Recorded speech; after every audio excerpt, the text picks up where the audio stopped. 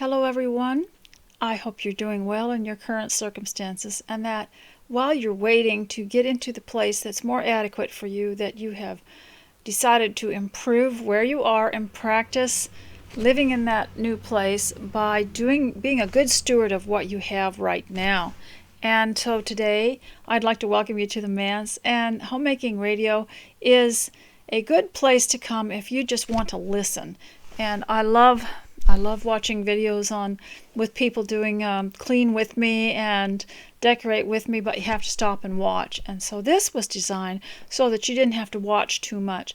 Now today I am wearing an apron that I bought at, I believe, either Home Goods or Hobby Lobby. As a matter of fact, I think I wore this dress so that I could pick out one that went with the dress. And as you can see what I'm doing, and as I tell you this, remember, don't do what I do. Do what works best for you. And I just picked out an apron that brought out this color in my dress. If I had chosen a yellow apron, it just didn't have the look that I was going for, and it didn't look as well with it. This looks really good. And I wanted to show you this apron. And it has long ties. And it has pockets so that you can put your handy notebook in it like that, or something else here. And the idea with these ties is to tie them around the front, because if you don't, they'll catch on everything. And so that's what you do. And so while I am showing you this, I want to show you the dress. And it's the one that I make from that pattern I've shown you that I got last year from McCall's. It has two little tucks here and two in the back. And I just add my own sleeves. It's made from Fabric Traditions fabric, because which I think I ordered it, or you can get it at your local fabric store. And I like it because it's cotton and it's cool. Not just cool, but comfortable even in winter.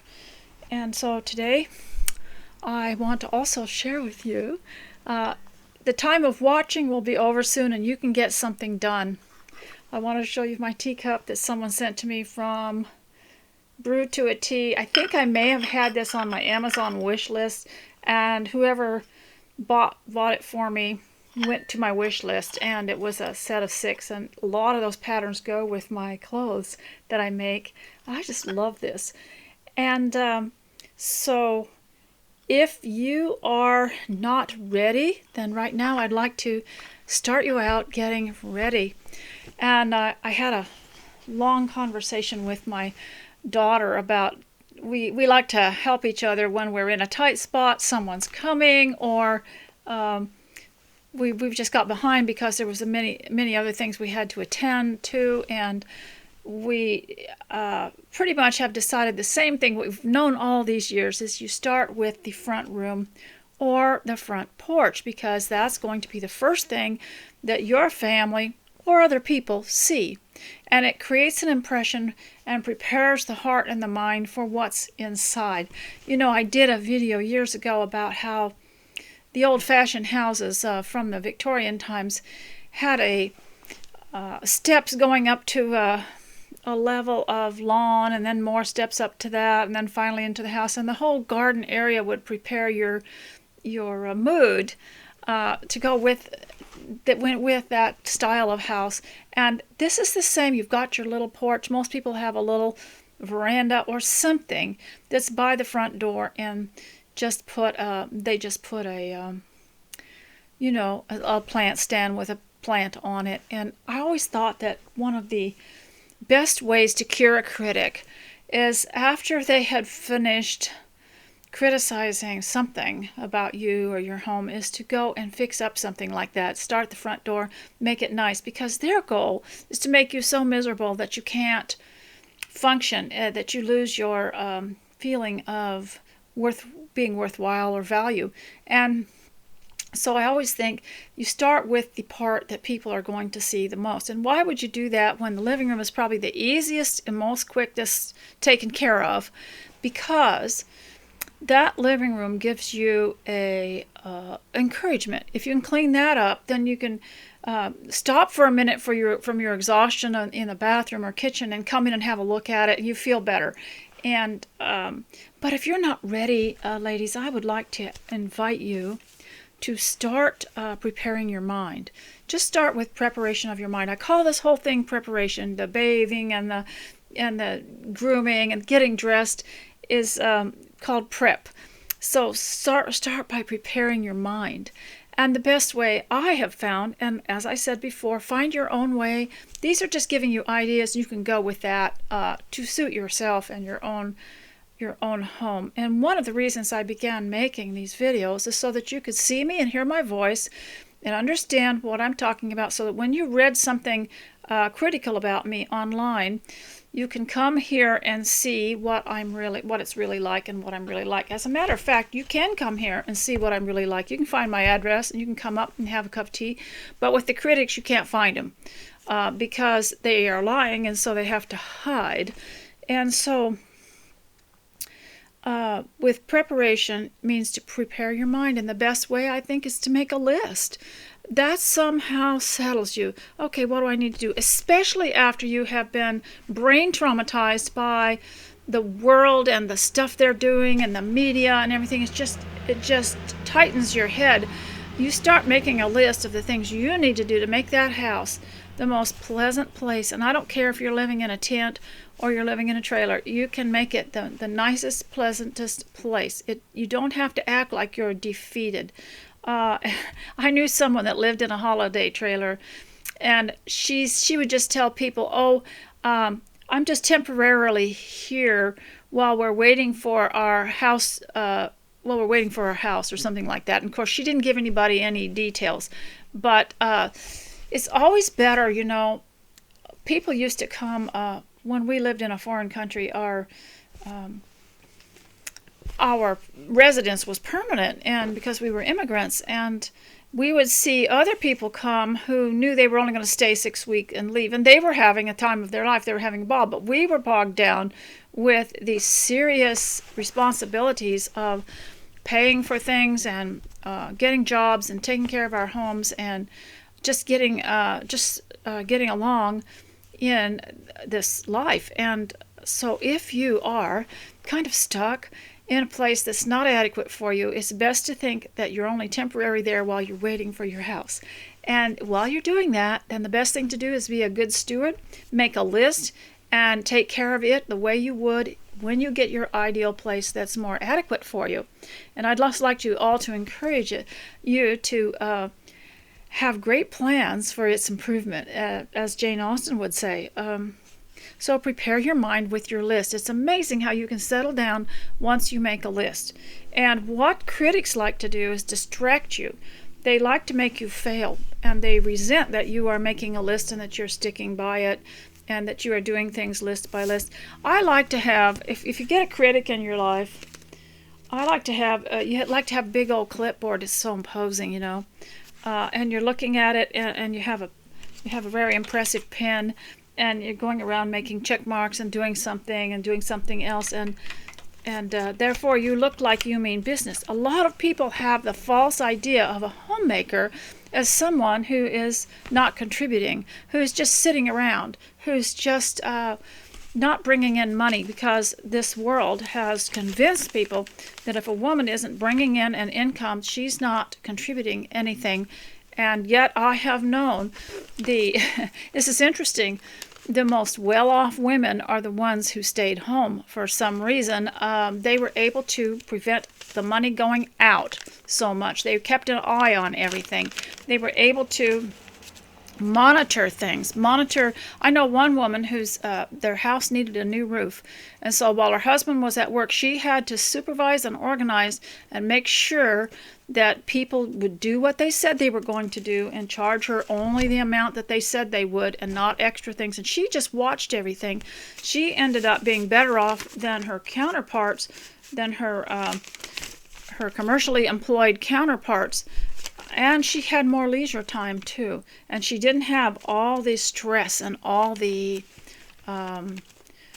maladies and all the health problems. And so, because she was doing what she could to monitor the food and monitor the health.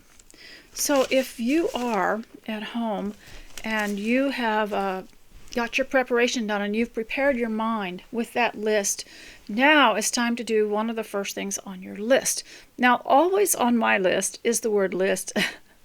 And then I can, because that gives me something to check off and it makes me feel like I'm making progress. But I write down list and then I write down prep. And that means bathe and dress and do the best you can. Just do the best you can. And I wanted to show you a couple of things while you're here before you go about your business. I have already been on my little Austin walk and observed some things. And if I were taking care of you, if you were my child, I would make you do all this stuff and then supervise you on a walk and get you to tell me what you see and pick up some things, and we'll go in and we'll talk about them and look up some ideas about everything and just start to think about life in a totally different way. And so I'd like you to join me today while we put away the world, and you just come along with me and we'll do some things. I told my daughter about this one time and she said, well, Mom, you know how you like those exercises, those 5-minute exercises that say, okay, raise your left arm, now raise your right arm, and now do this and do this. And she said, wouldn't it be nice to have low-impact homemaking for beginners, where you said, okay, now we're going to do this, and now we're going to do this, and now we're going to clean this, and now it's time to do this, and have a kind of come along with me. But on YouTube sometimes you can get a 5-minute clean with me or something like that. But I am considering doing something like that. I don't know if it would suit everyone though. But if you'd like to come along with me as we let the rest of the world do what it does, there's nothing you can do about it, and focus on yourself and your home and your own family. That it doesn't really help to focus on the world. You can pray all you want for them, but it'd be better to use the praying time.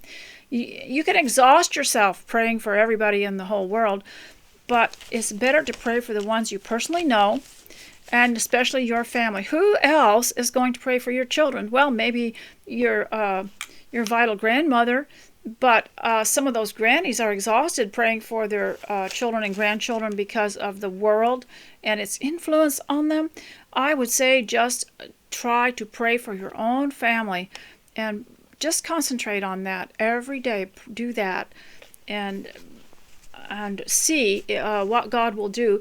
If they do not cooperate with God, it's possible that the prayers have helped you. So just do that. Do it for your own peace of mind. So prepare your mind with your list and then ask God to bring it to a desired result. I, of course, am so far behind on everything because I had a bit of an upheaval. There are people that tell me that they had home renovations that 6 months later they're still trying to clean up after or put everything back. And even though they're full-time at home, finding it very, very time-consuming. And you have to accept that. But so you just do some every day and you put it on your list. I found it not very valuable to wait till you have a segment of time to go and do everything at once. It never works that way. It works better to give 20 minutes to a big project rather than saying, today I'm going to do something. So now with the home, when you prepare yourself, I remember an old, one of the original Victoria magazines. Do you remember this? On the cover was an old-fashioned sink, and there was they had a perfect model of a lady, very, very genteel looking, and she was washing her hands in that old sink, and it looked like she'd pulled some of the water up to her face. It's a perfect picture. And we don't think about those things, do we? Because if you prepare yourself the way you would going to school or going to work, you miss out on all these little things. You miss out on the thoughtfulness of of getting fixed up and of even just washing your hands. And too many times I think we rush children, even we homeschoolers that had all the time in the world and had them at home. Hurry up, wash your hands. Hurry up and do this. And yet a child sometimes would like to play around in the water with the soap and stuff and wash their hands. They should have plenty of time to be a child and to appreciate life. And what I found with the schools and with the workplace was that they rush you through any kind of mental or physical preparation. The idea is just to get there on time. They don't emphasize your soul. They don't emphasize your peace of mind. They don't emphasize your life, your breathing, nothing. And this is what you can do at the home. You can renew your mind and renew your body at home. And by not rushing, by spending time thinking about what you do. Think about it. You don't prepare at home. You don't, what I mean about preparation is getting dressed in the morning, getting ready. You don't prepare at home the way you would as if you were going to school or to work. That system and time schedule does not allow for thoughtful preparation, which is very important for your own, for your brain. And think of all the children that are rushed out of the door first thing in the morning off to a school, whether it's private or public. It's all the same thing. It's all the same system. And so here's how you might do it. Think about your immense responsibility while you're getting ready. Think about your family. Think about how they got there. Think about how you got here. Think about what your home, what the potential of your home and house is. And not just the material things, but just how to make it a more spiritual place away from what the world emphasizes.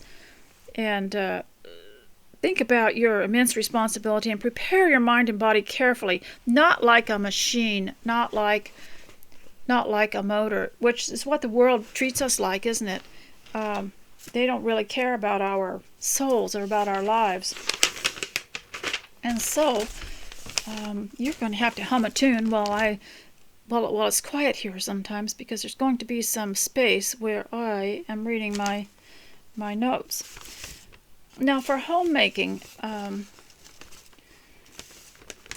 I talked to you about how my daughter was telling me about how in exercise they coach you along, and now my mother-in-law never went to an exercise class in her life, and neither did my mother, but they knew about exercises, and they could be seen just in their bedroom after they got dressed, touching their toes and stretching and things like that. Somebody must have handed that down to them or taught them to it, or they read it in a book. We don't really need these coaches, but it's comforting to have somebody take the burden of the responsibility off of you and tell you what to do. Like Mrs. Cumner said, it's to Dr. Gibson, so nice being told what one must do for a change. So we have these teachers because it's relaxing to have someone else tell us what to do. But if we didn't have them, we should at least know how to be self-motivated, so that if we didn't have access to one of our classes, we could go into a room and do an adequate amount of exercises. We could write down everything on a list, and we could have a little booklet of lists of things to do that you would have maybe had someone else tell you what to do. So, but the idea that my daughter had was so brilliant. She said we ought to have a low-impact homemaking exercise where, now it's time to clear the dishes, now it's time to wash them, and now come along with me while we finish up and sweep the floor. And but there are a lot of people that do it online, but it's something to watch. And I'm sure that would be a future idea for me someday. Now for homemaking, I think it's important to show by your life what you believe, so that the people, the critics, the people that are out to derail you, the people that don't understand or do understand and they don't want you to have any success for some reason, there will be people like that. I remember when I was homeschooling many years ago, there'd be somebody that wasn't in favor of it, that still wanted to be my friend and would call me up at 10 o'clock every morning, because they knew that's when I started school, and it would give them a chance to keep me on the phone a long time and not be able to mind my business and mind my home. And I finally caught on after a while, but we women at home, we want to be nice to people.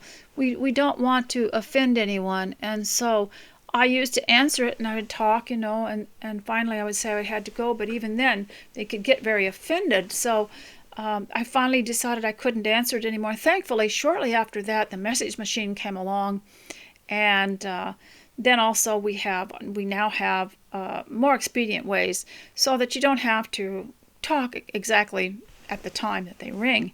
And so, but if you are determined, and I'm trying to homeschool you too, so I hope you'll do some of the assignments that I give you.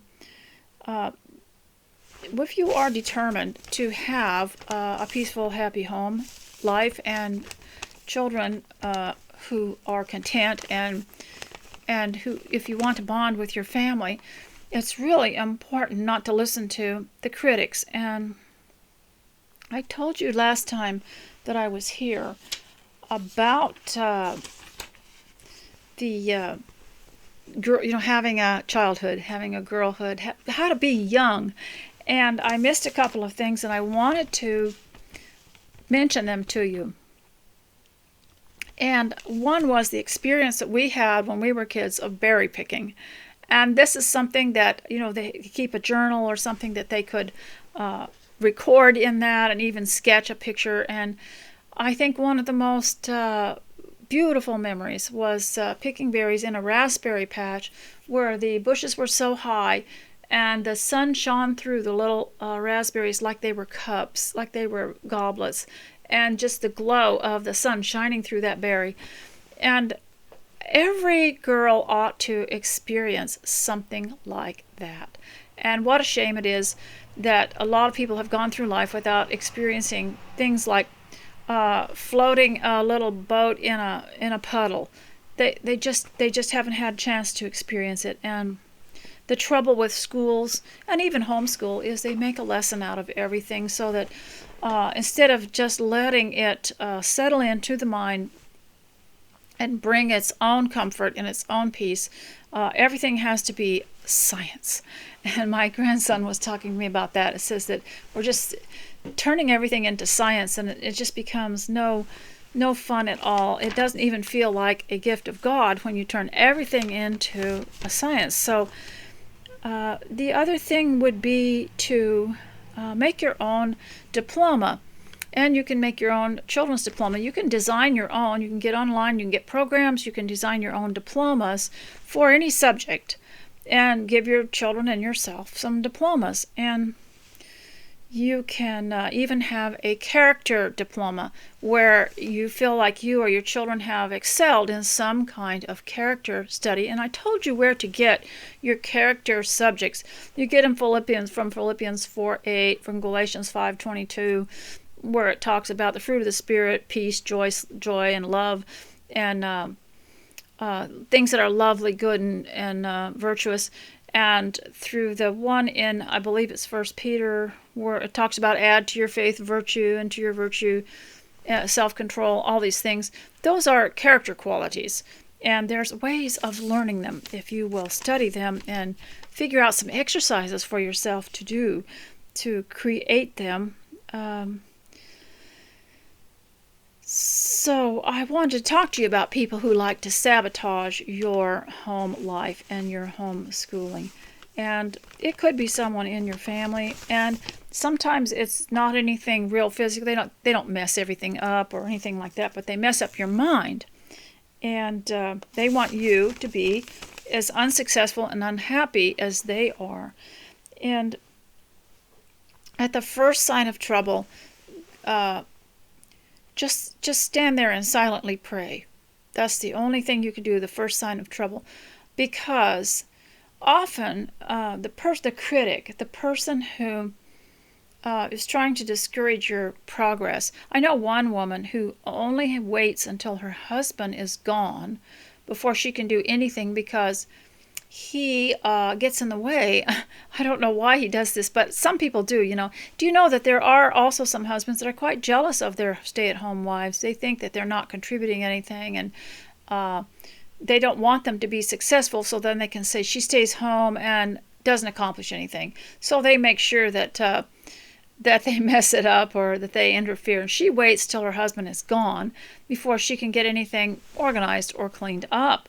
And some people are just not very well developed or mature. You have to think about that they do not have the same values as you do. That will also help you to be more patient.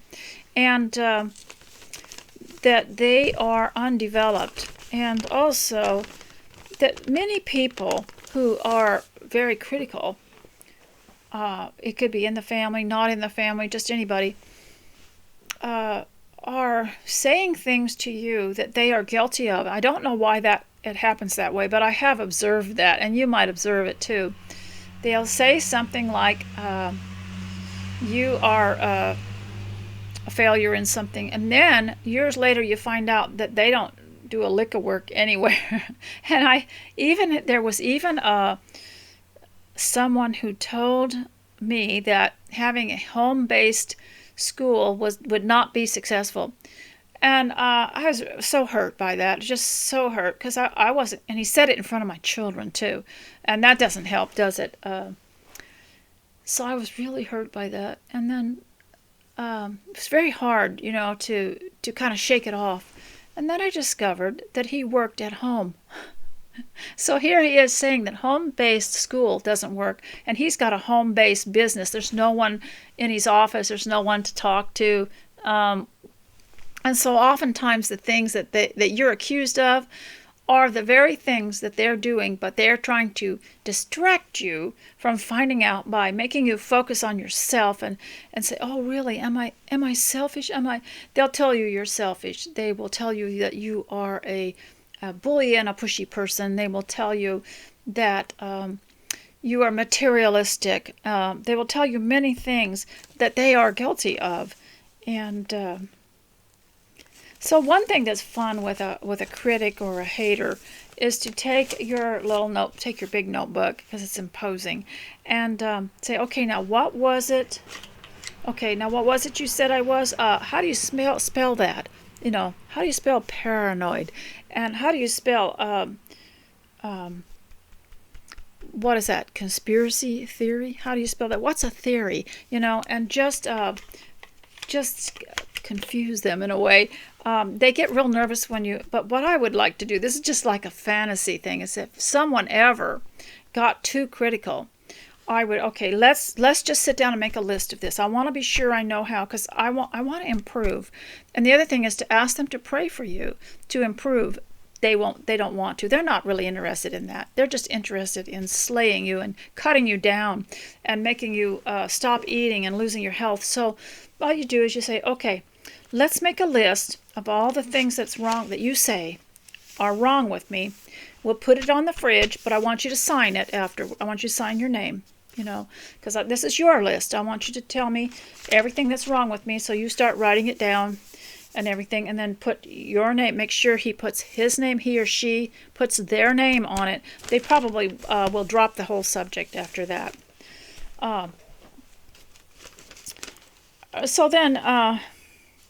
So whatever they accuse you of, just take it very lightly. Most people are very clever. Most critics are very, very clever about finding some small thing that everybody is self-conscious about. Everybody's guilty about. You say, you eat sweets at night. You eat too much. You keep gaining weight. You lose your temper. And you spend money that you shouldn't have. Well, everybody, they can find something that everybody is going to feel a little guilty about. You watch too many movies. You read too many books. You're always behind on the laundry or something like that. Everybody feels like that. But they are very, very uneasy people, uneasy inside of their own skin, and that's why they become critics, because they are very unsuccessful in their lives, and they don't want the homemaker to be successful. I brought all that up not to make you feel bad, but to make you understand that you can get derailed by these voices of people who don't know anything about what you do and who don't do it. I wanted to also show you the new Victoria magazine, and it's a romantic tour of Scotland. It's very good. If I had nothing else and you were my students and I wanted to homeschool you, I could get by with this magazine, this issue, for months and months on this same issue, because it had enough in it about geography, about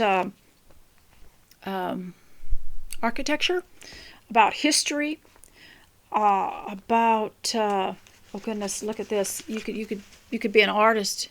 You could use it for an art subject. They always have in these Victoria magazines, which I think is an essential tool of your homemaking. The subscription is cheaper than buying it separately, even online. So because what happens is they're so well loved, they go online even a few weeks after they come out, and it'll be higher than the actual cost here. The subscription is well worth it so far. Now, you never know. They start out really good, and eventually a magazine will bite the dust, but this one has been really good. And they always have flower arrangements, and that's the first thing I go and look to see what their florals are like, or gardens. And they always have salads, and they have a tea. This is one of the castles, and I like looking at the windows, and then I look down at the foundation to see what's down there, and I just like to wonder what's underneath all that. And I like the terracing, and we could discuss landscaping. We could learn so much from this. There's often a book that they cover, an old book. There's a bit of home interior in here. It's always soft. It's always, there goes another truck. I can't close the door though because I've got to breathe. And so I really, really enjoyed this, and oh goodness, look at this. I don't think you're supposed to do that. They want you to buy it. But there were 3 soups in the back. There are recipes in the back, and my daughter and I tried them. And I tried she did the chicken rice soup here. And I tried the potato soup. Now, I left out the corn, and I'll tell you what, those soups were every bit as good as the soup mixes. You sometimes can get these dried soup mixes, and then you add your own whatever, and they were every bit as good. And you can leave out what you want. They also had a beef barley soup. I would suggest pre-cooking your beef, or get it pre-cooked, because beef needs to be very tender.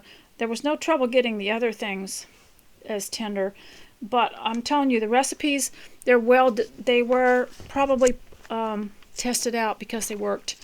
So many times I used to get recipes that were published and they didn't turn out. And same with patterns, sewing patterns that they weren't tested, and you had to get online to figure it out, and things that didn't match up.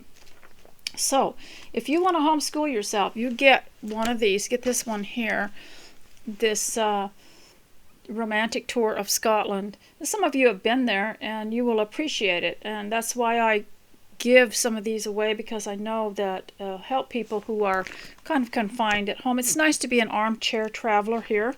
And let's see what this they're focusing on the flavor called Earl Grey. Apparently some of the recipes, none of the soups of course, but there's an Earl Grey syrup that they make, and then they put it in recipes, mostly the desserts. I wanted you to see that and get some ideas from it. And while you are working, I wanted to tell you not to sabotage yourself. Now, the way that many people do that is they will say, oh, I'm not very good at this, or I'm not very good at that. And even if you aren't, I don't think it's good to announce any kind of failure, because what you want to do is build confidence for yourself, and so that other people will cease their criticizing. So today I wanted to talk to you about this book here called Cottagecore, and I wanted to announce that my friend, Miss Lily of the Valley, you know that authoress, she is writing a book called Escapism Core. Core means heart. So there are a lot of cottagecore books that talk about just homey things we used to do, in that were just simple and homemade. And so she sent me this interesting not cottagecore, but escapism core pictures on text. And this is what she sent. Okay, so this was, she said, get ready for escapism core. So this is a very easy communication. And so she's going to write a little book. And so she just did it with pictures, the pictures you can get on your text. She has a bouquet of flowers. She has a sun umbrella and someone sitting under it reading a book. She has a teapot. She has a tent and a stack of books. She has a cottage, and she has an artist's palette, the wooden palettes where they put their paints on, and a loaf of homemade bread, a spool of thread, someone writing a letter. She has a bonnet with a bow on it, a picnic basket, a swan, and it looks like I want to call it a lizard, but what are they called? They're on the roof, in Mexico. Goodness, I can't think of what the name of it is. And she has a fish. She has a piano and a praying hands, a straw broom. It looks like a bar of old-fashioned homemade soap and a sponge and a beautiful window with a view and an umbrella with rain on it. And so I think she's on her way to a great escapism core book. And any of you could write something like this. It's just seasonal idea and projects for every season. And everybody should write their own. You can just write it in a little homemade book or get one that's pre-made and write. So I'm going to read to you today about fresh flowers. I have done this for you before, but I wanted to read this again. And you can do some work while you're getting ready, and of course you can follow your list. Just make it according to what you think you need to do. Nothing nurtures the heart and soul more than fresh flowers. Fill your home with blooms that make you feel happy, bold tulips, romantic roses, and vibrant daffodils, and choose scents that make you smile, such as sweet hyacinths and fragrant lilies. Cottagecore is about cherishing yourself so you don't wait for someone to buy you flowers. Head to your local florist or farmer's market and treat yourself to a bunch of your favorites. Even better, pick sweet peas, lavender, and peonies straight from your own garden or window box. Don't worry if you don't have enough vases. You can use jugs, jam jars, glass bottles, mason jars, and even mugs. Whether it's a bouquet or a single striking stem, place the flowers where you can see them every day and they can work for you. I knew a lady who was a widow, and every month she'd go to kind of an open-air market where this family sold lilies, and she would buy herself a big bouquet of lilies that would last a month in a vase at home, and they would open up throughout the month. And she just did that every month as part of her routine, and also to cheer up her little abode and make it a home, and also support the family that was selling them. And I wasn't always enthusiastic about having bouquets of fresh flowers in the house because of the work that it takes. You've got to dump them all out eventually and clean out the vase. And so I've been really cautious about doing too much of that. But lately, especially after the 2-year so-called shutdown that everyone was forced in their homes, I discovered that if you couldn't remodel your house or redecorate it, you could get a fresh vase of flowers that changed the mood in some of the rooms. But I had a problem with the water always smelling sour after a time, and I know you can put baking soda and sugar and different a teaspoon of this or that in it, but I discovered something accidentally. I had brought in some of these. It's called, what are these called? Juniper or cedar. And they have these little blue cones on them, or blue seeds. And I brought in a bunch of them one winter, and I actually stuck them in a jar of water. And some of them fell in. You see here, like this. Some of them fell in, and I just kind of ignored it and put a bouquet of flowers on top of it with those junipers still in it. And at the end of a while, a certain amount of period, that water smelled wonderful. So that's a preservative in my opinion. And I watched a video series on a channel called Navajo Grandma, and she used a lot of juniper to freshen up her house. And I think she just lays them around, or I personally don't want to clean up anything, so I don't need extra work. But I'm now being more sold on this, and you can also boil these in water, and it will freshen up your home, and it also will purify the air in your home. But I was most pleasantly surprised that after the flowers had died and I dumped this out, I could smell it. It was beautiful. So that's what I'm going to do for a while, is just put that in each jar. And so I wanted to share that with you. And I now have not Brian Kozlowski, but Eric Sloane's weather book. And I see there are I have some umbrellas on the front porch because they needed to be aired out. So I opened them up and put them on the front porch and let the sun come in them because they can get kind of musty smelling. And I see one of them has blown away, but I guess I'll go out in the next farmer's field and find it after I finish talking to you.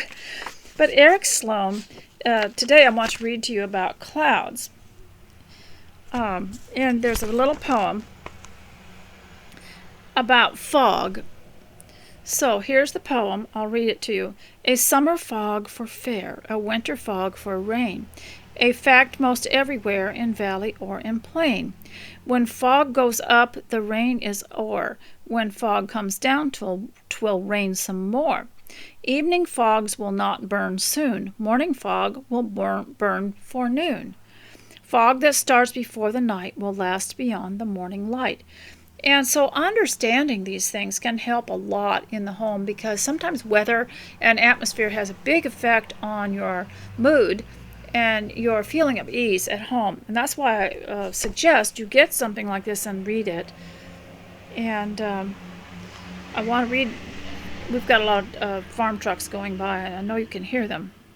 And it says here, clouds are presumed to be white. And I'm homeschooling you now, and I think it's really important as a homemaker that you know some of these things, that you're not known as someone who just surfacely knows how to cook and clean and sew, and you have no other interest, because you have to constantly develop your mind and add things to it and learn how to think and not blank out or get fogged, where you just sometimes you can catch yourself, especially as you grow more vital, thinking about a problem and then letting it kind of fog over and deciding to discard it rather than go further and think. And some of these lessons here about such things as weather, because unfortunately we've outsourced weather and let the media decide for us what's going on when we need to learn about it. We need to learn what it is. And when they started broadcasting the weather, it took away a lot of the things that people already knew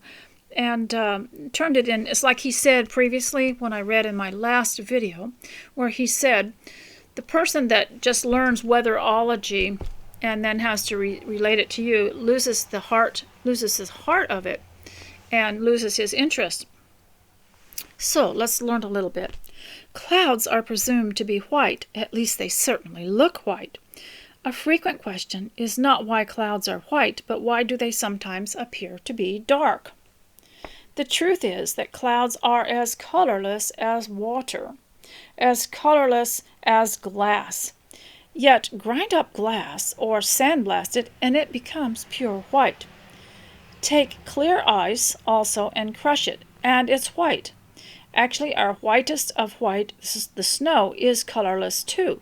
It is composed of clear ice shapes, It is just a matter of complicating a surface so that it scatters light in all directions and the effect is white. The individual droplets of cloud form are transparent, but like billions of tiny glass beads, they scatter sunlight to give the illusion of whiteness. Clouds become dark when the sunshine is blotted out from their vicinity, but frequently they reflect back the darker colors of the earth. I have often seen green-blue clouds reflecting the brilliance of southern seas. Most interesting to the artist or photographer is the reversal of earth color theory as it exists in the sky. On Earth, as with mountains, nearby things have red hues, while distant objects become bluer. Faraway mountains, for instance, are almost lost in their blue haze. But in the sky it is different. Nearby clouds are bluest, distant clouds are reddest. You will often see thunderous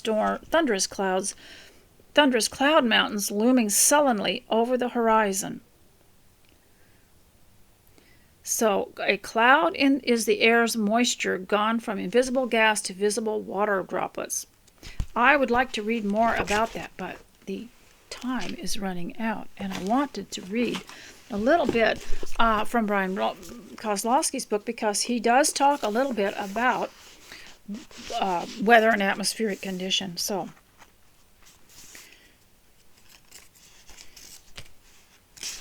someone sent me, and thank you very much, texted me a link to a doctor talking about using sunshine as medicine. And when I finish listening to that, I'll understand it better. But I wanted to read to you what he said about it in this book, The Jane Austen Diet, Sparkling Vivacity.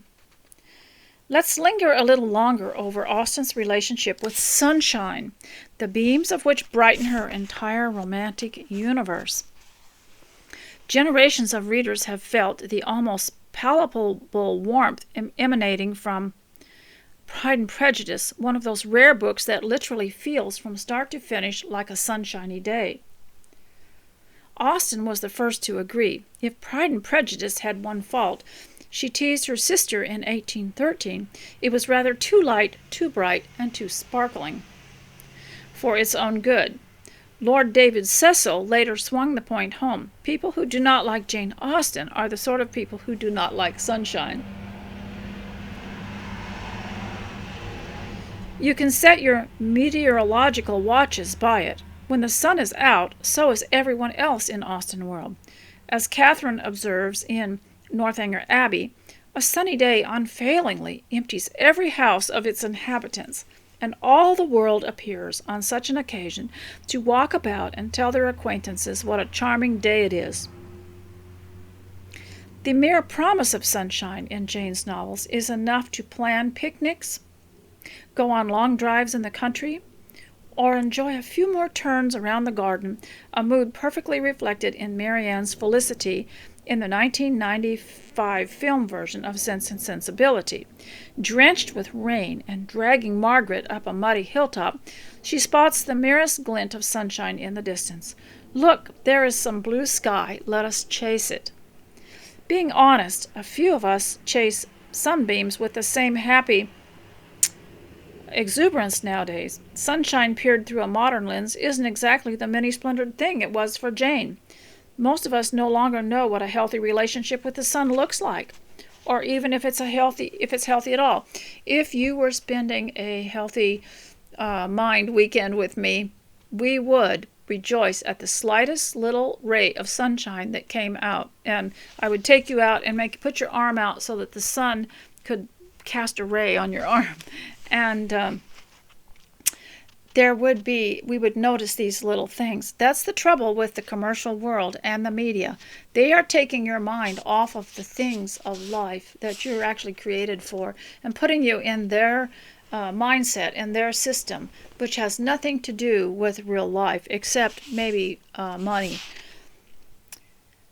So, a cultural question mark that might have already convinced you that really healthy people are just the sort Lord Cecil dreaded, the kind of people who do not like sunshine, period.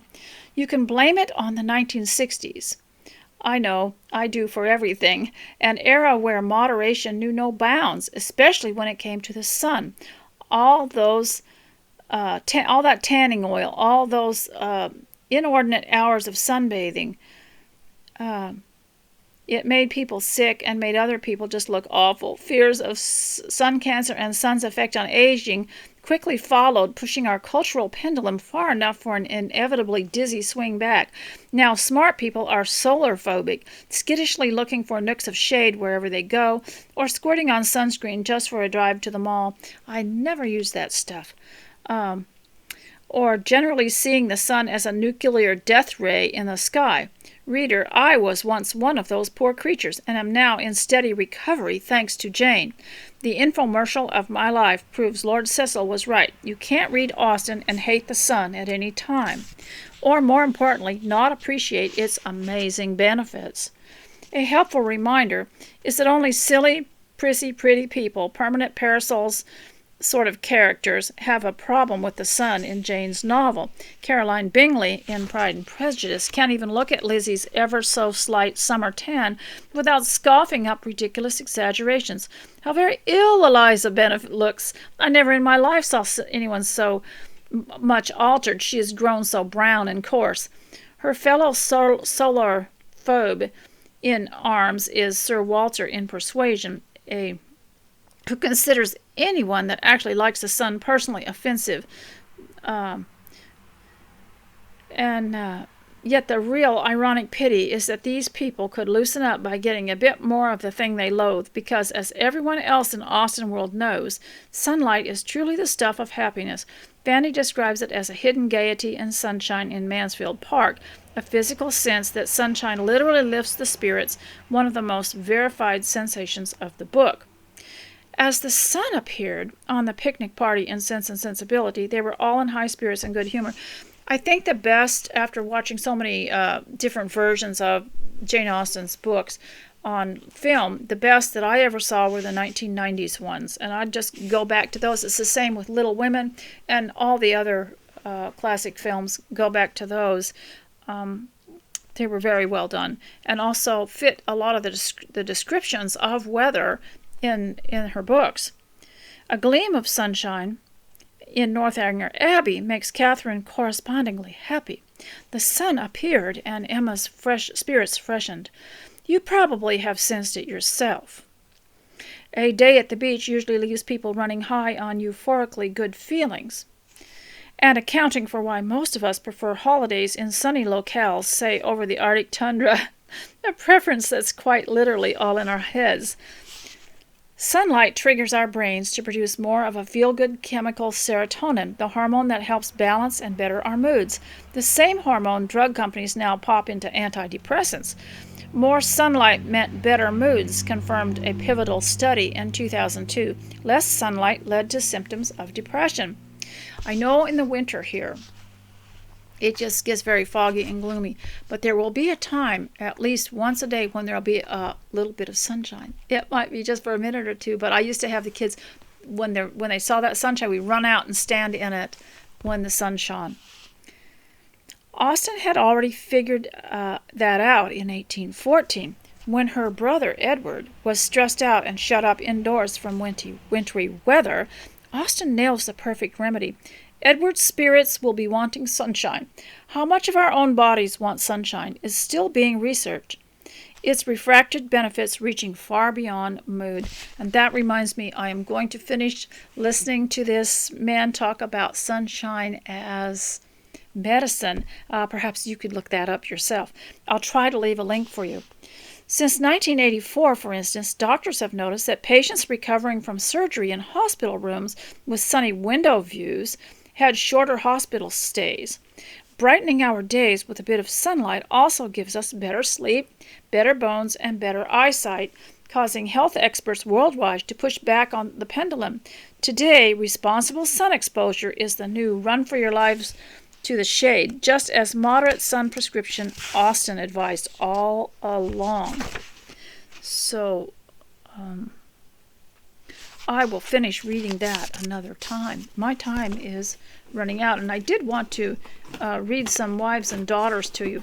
I think we will save that for another time, and I wanted to show you my latest sit down and create thing. I needed to have I've put on my list to deliberately sit down and create something by hand, not on the sewing machine. And one thing about by hand is you can get really comfortable, your back won't hurt, and you can take it with you if you need to change positions or go somewhere else. And what this is, and I've shown you before how to make a pumpkin, it's just a great big round piece of fabric that you gather around the edge with a gathering stitch, and you pull up the stitch, and then you make another circle and turn it under and sew that on, and then you cut out some kind of something from some fabric, and it's called applique, only I don't exactly do it the same way, and put that on. This isn't going to be in and out of the washing machine. It's just decorative. And the idea of these decorative pillows, people had them a lot back in the 50s, and you couldn't actually buy them commercially. You kind of depended on people to, or you go to a craft fair and buy one, or people to give them to you for gifts. But the idea was to just give the home a little bit of brightness. And I remember my mother-in-law, when she expected company, would, if it was polite company and people her age, she'd get all these nice pillows out. And she kept them on the back of the couch, up on the back behind everything, when there were people there that didn't respect them, and or when they were just them at home. But she got them out decoratively for when she had good company. But sometimes there were people, like kids around, that she said they got all her pillows off of the back of the couch and they stood on them or something. So she was a lot more cautious about that. But these were supposed to make just a little bright spot for the home, and also an example of the homemakers, her effort and her love that she put into the home. And I used to like to make one. Whenever Mr. S had to go away for a couple of days, I'd make sure I used that time to make a pillow, so that life got, it was pretty. And when he came home, I had made a new one. Now, ladies, I think I have covered everything except Jane Austen, and I did want to stay here a full hour, but let me just look over my notes and maybe give you one more thing to think about.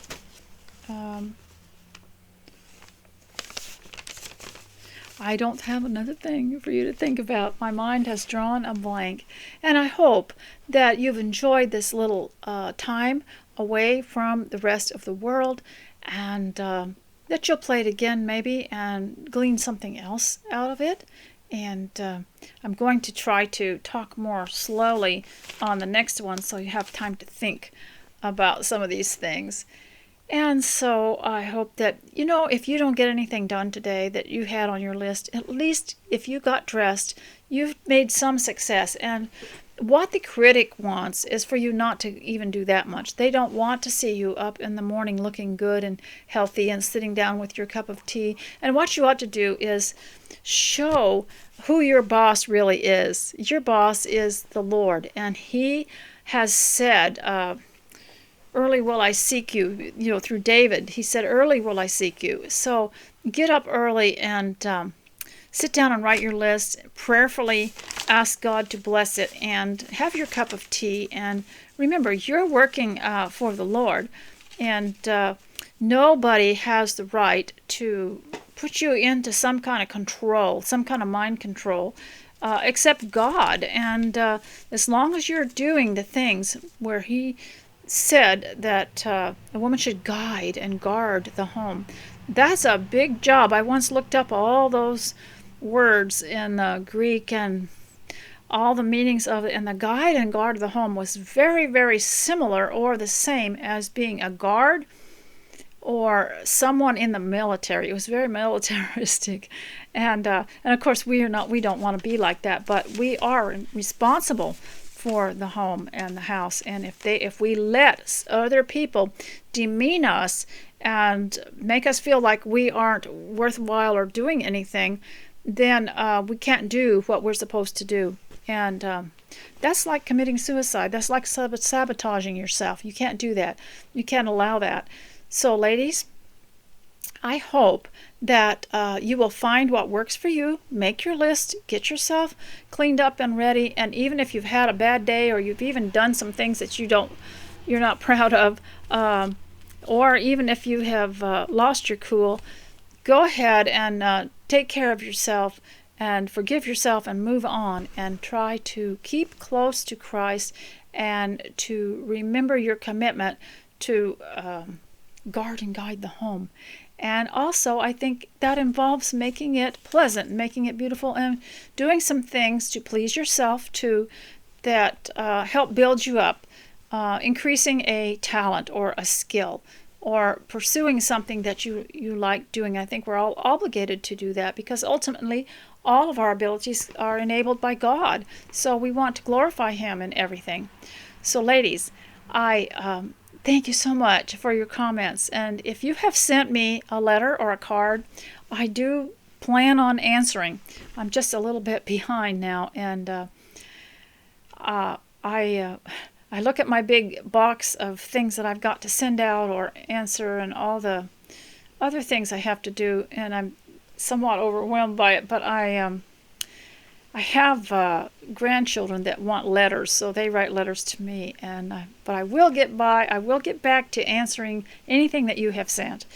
And also, there are some questions some of you have asked me on email that I haven't addressed here, and I do want to do that. I'm thinking about it, getting some ideas, taking some notes, and so I just appreciate it so much when you come here. And if you're new here, please go to the link in the description and just watch it on my blog. So I'll talk to you later. Bye.